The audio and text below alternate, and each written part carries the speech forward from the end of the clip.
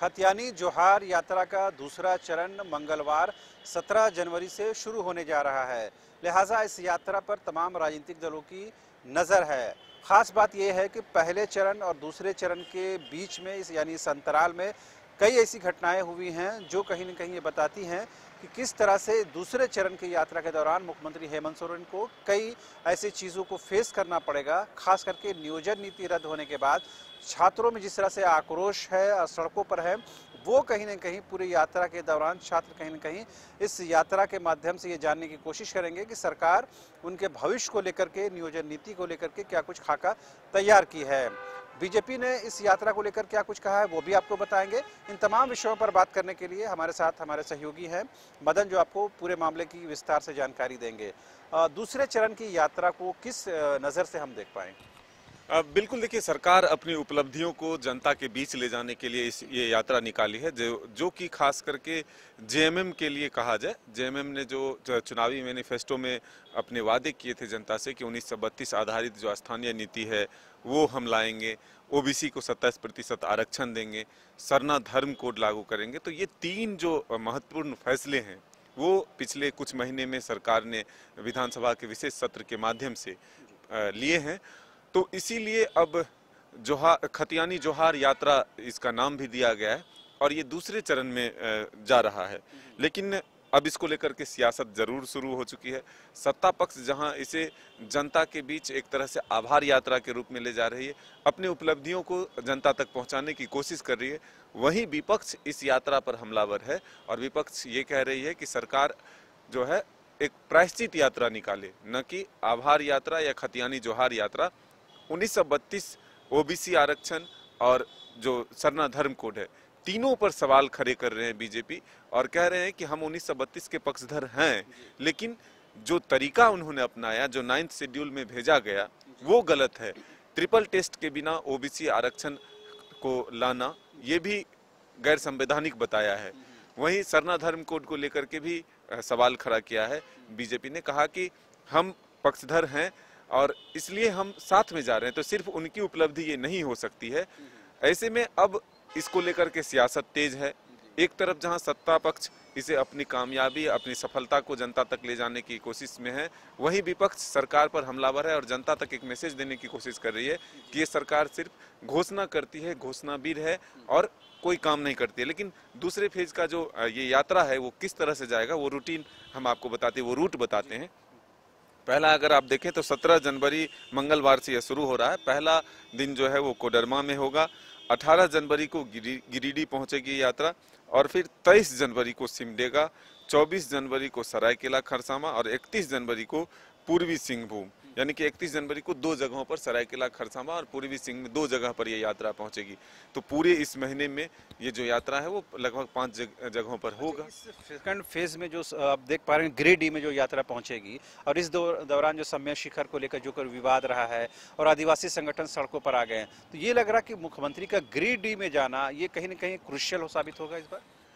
देखिए, 2 बातें हैं। सरकार अपनी बात जो है जरूर ये पहुंचाने की कोशिश कर रहे हैं, चाहे वो आदिवासी समाज के लोग हों या फिर जैन धर्म के लोग हों। दोनों तक सरकार अपनी मंशा स्पष्ट कर रही है कि हम सबको लेकर चलना चाहते हैं। हम किसी एक धर्म या एक पूजा पद्धति को नहीं मानने वाले हैं, हम सबको मानने वाले हैं। इसलिए सरकार के स्तर से और जो प्रशासन है उसके स्तर से लगातार बैठक का दौर जारी है। वहाँ के जो स्थानीय विधायक है वो भी कोशिश कर रहे हैं कि आपस में बैठकर इसको सुलझा लिया जाए। जो आदिवासी समाज के लोग वहाँ रहते हैं, जो उनकी परंपरा है, वो अपनी परंपराओं को आगे बढ़ाते रहें और जो जैन धर्म का जो तीर्थ स्थल है वो अपने स्थल तक पूजा पाठ, अपनी पद्धति को आगे बढ़ाते रहें। लेकिन अब आदिवासी समाज जो है उस पहाड़ पर अपनी दावेदारी पेश कर रहे हैं कि ये जैनियों का नहीं है, ये हमारा पहाड़ है और हमें मिलना चाहिए। अब यहाँ विवाद जो है वो बढ़ता हुआ दिख रहा है, चाहे वो जेएमएम के कुछ लीडर हों या फिर जो आम सामाजिक संगठन के लोग हों या फिर आदिवासी संगठन के लोग हों, वो तमाम लोग मुखर हो चुके हैं। अब सरकार के पास एक विकल्प ढूंढना होगा सरकार को कि आखिर इसका समाधान किस तरह से निकला। सिर्फ मीडिया में ये बातें कह देने से नहीं चलेगी कि आप सभी धर्मों को मानने वाले हैं और सिर्फ हम जो चाहते हैं वो एक रास्ता निकले। वो रास्ता सरकार को ढूंढना होगा। जो विरोध के स्वर बुलंद हो रहे हैं उसको रोकने की कोशिश होगी, क्योंकि अगर ज्यादा विरोध हो जाएगा तो फिर सरकार के पास भी एक समस्या उत्पन्न होगी कि उसको किस तरह से सुलझाया जाए। एक आखिरी सवाल, चूंकि इस यात्रा से पहले यानी पहले चरण की यात्रा और इस यात्रा के बीच में जो गैप रहा है, इस दौरान आपने सुना होगा कि हाईकोर्ट से नियोजन नीति रद्द हो गई है, पूरे प्रदेश में जो छात्र हैं उग्र हैं, सड़कों पर हैं, तो क्या इस पूरी यात्रा के दौरान कहीं न कहीं छात्र ये मुख्यमंत्री के जुबान से ये सुनना चाहेंगे कि सरकार उनके लिए क्या कुछ कर रही है?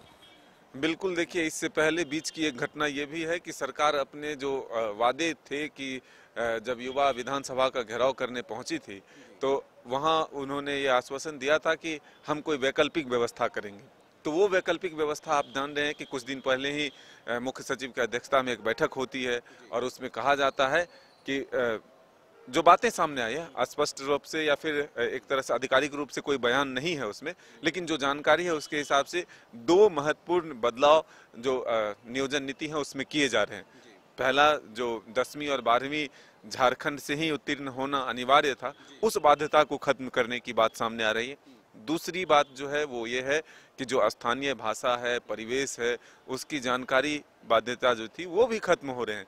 तो फिर एक रास्ता निकाला है सरकार ने और इसी को लेकर के हमको लगता है कि वो युवाओं के बीच जाएंगे और जल्द से जल्द नियोजन नीति बनाकर, क्योंकि सरकार ये देख रही है कि अगर इस 2 बिंदुओं को हटा देते हैं तो फिर कोर्ट में भी ये निरस्त नहीं हो सकेगी। तो इसलिए सरकार सीधे तौर पर, और सरकार के पास सबसे बड़ा चुनौती ये है कि अब समय कम है, रोजगार अगर नहीं मिलेंगे युवाओं को तो फिर सरकार के सामने एक बड़ी समस्या उत्पन्न होगी। बिल्कुल। तो जाहिर सी बात है, इस खतियानी जोहार यात्रा को जो बेरोजगार नौजवान है वो अपनी नज़र से देख रहे हैं, उनको नौकरियां चाहिए, उनको नियोजन चाहिए। अब इसका फैसला सरकार को करना है कि नई नियोजन नीति को लेकर खाका है वो कब इम्प्लीमेंट करते हैं, कब लोगों के बीच लेकर आते हैं और कब उसे धरातल पर यानी इम्प्लीमेंटेशन कब उसका हो पाता है। दूसरा, मैंने जैसा कहा कि जो समेश शिखर को लेकर जो विवाद था वो हालांकि कम से कम स्थायी समाधान की दिशा में बढ़ा है, लेकिन कहीं ना कहीं अब जो आदिवासी समाज है वो कहीं ना कहीं अपने दावे को लेकर के मुखर हो गया है। तो जाहिर सी बात है, मुख्यमंत्री हेमंत सोरेन का जब की यात्रा जब गिरिडीह पहुंचेगी तो जाहिर सी बात है इन सवालों से भी उनको रूबरू होना पड़ेगा, छात्र भी उनसे सवाल पूछेंगे। अब देखने वाली बात ये होती है कि इस दूसरे फेज की यात्रा से झारखंड की जनता को, गिरिडीह की जनता को या झारखंड के नौजवानों को या फिर तमाम ओवरऑल 3.5 करोड़ झारखंड के निवासियों को क्या कुछ आउटकम मिलता है। तो आप बने रहिए न्यूज़ बाइस्कोप के साथ।